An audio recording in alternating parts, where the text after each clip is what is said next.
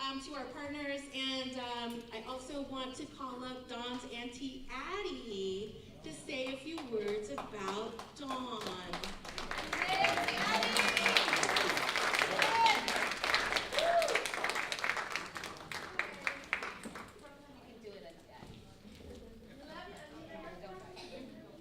Dawn knows I'm not a public speaker, but I have one thing that Dawn and I have in common. Do you guys know what it is?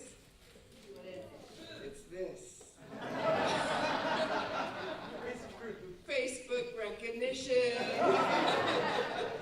I'm always tagged in her pictures, but she's never tagged in mine.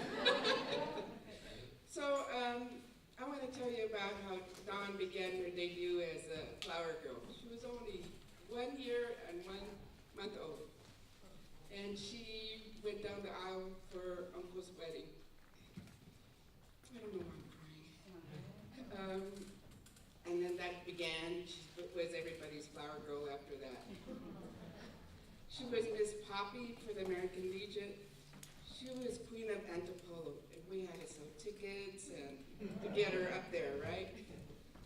And Dawn loved to read a lot, thanks to her mom. She read to her every night. And her father, he loved to read, especially history books. And that's where Dawn got her love for reading, love of history. She began recognizing words at the age of 2. When her Auntie Verge over here took her to the restroom, she says, Auntie Verge, what does sanitary mean? And so, let's see what else I have to say. She loved writing stories, and she would type on her dad's typewriter. You know, it's those old typewriters that you have to really press really hard on. And she just loved writing stories, and she could tell a lot of stories. And she wrote for her high school newspaper, the Edison High School Highlight. Oh, she was the editor, yeah. But there was one article that got a story that got everybody riled up, the parents, the school board members, and it was why there was no doors in the Edison High School stalls, the women's restroom. So after that, then all the articles had to be approved by the higher-ups.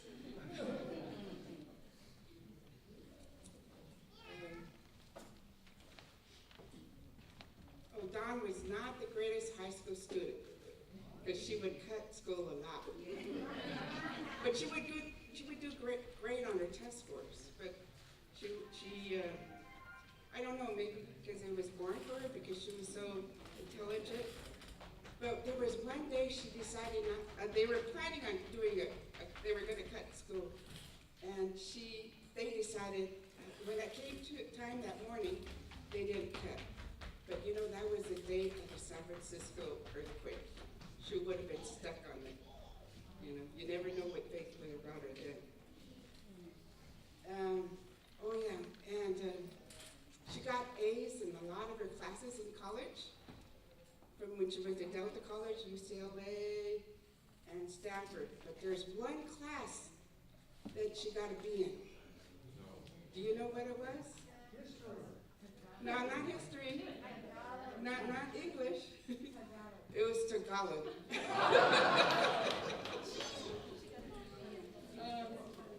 And one thing I get a kick out is when she would read, she'd get all comfortable in the recliner and she'd get her newspaper, magazine, and she'd cross her legs and her little toe would wiggle. But those are some of the memories I wanted to share with you. And her history and love for you all. Thank you.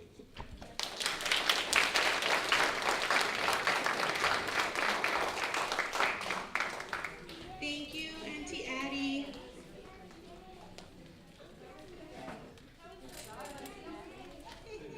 Those are some good memories and good stories of Dawn.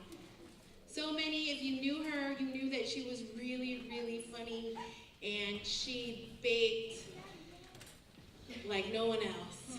And if she was your friend, she would come over and give you cookies or her famous little bit cupcakes. She would make you baon. She would always have oranges and cheese sticks in her bag.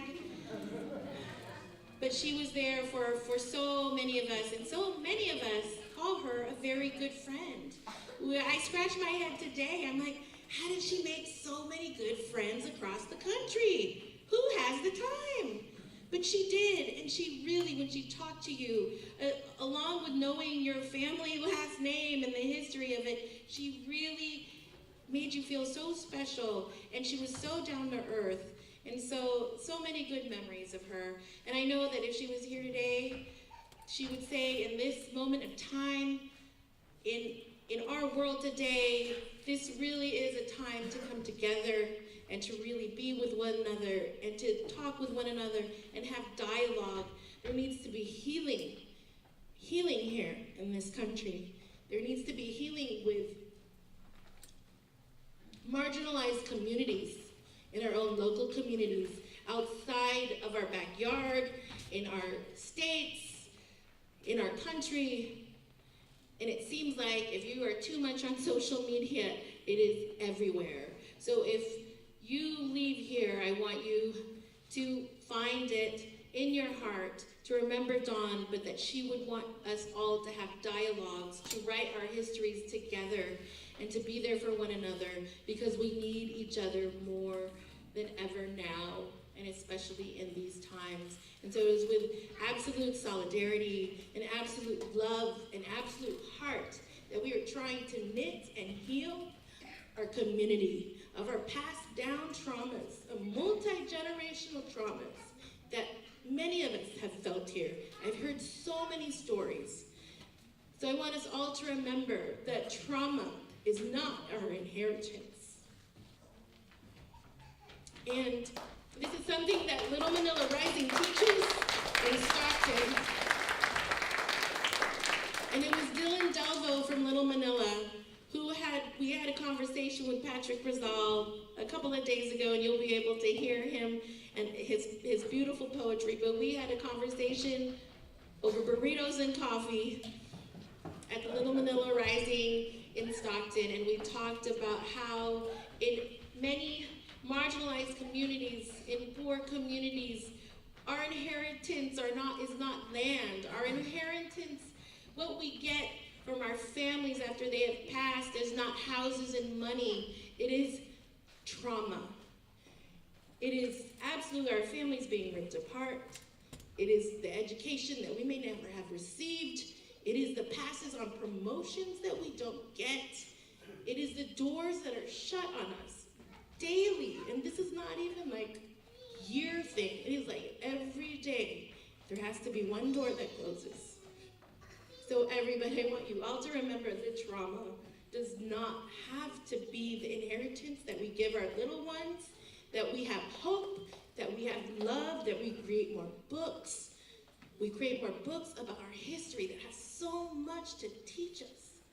We can learn from the mistakes and the missteps and the joys and the wins that our communities have gotten, either together, alone, or our allies. I want us all to remember to continue doing that, because just like Allison said, we are not just poor. We are dignified and we are determined. And that is the future. This is the future. So for everybody who came here about the history for Larry Itliong, and to bring it to light and to celebrate Dawn's work, to celebrate the community that made it happen, I want us all to remember and leave here with that we should all weave together all of our histories as Dawn would have wanted. We are American history, and together, as what history has showed us, we can do great things. So we must continue on, and we must heal together, or it doesn't move forward. And I know Dawn would have wanted that, and maybe she is talking through me right now because it sounds really good. I'm like, okay, Dawn, slow down, girl. I only have 2 ears. I got you. I know. Thank you, everybody, for being here, and let's have a joyous day today. We've got wonderful, wonderful art planned and some beautiful music here. I'd like to introduce the Uncle Mel Sagitan. That's Don's uncle. That's his band. And it is the class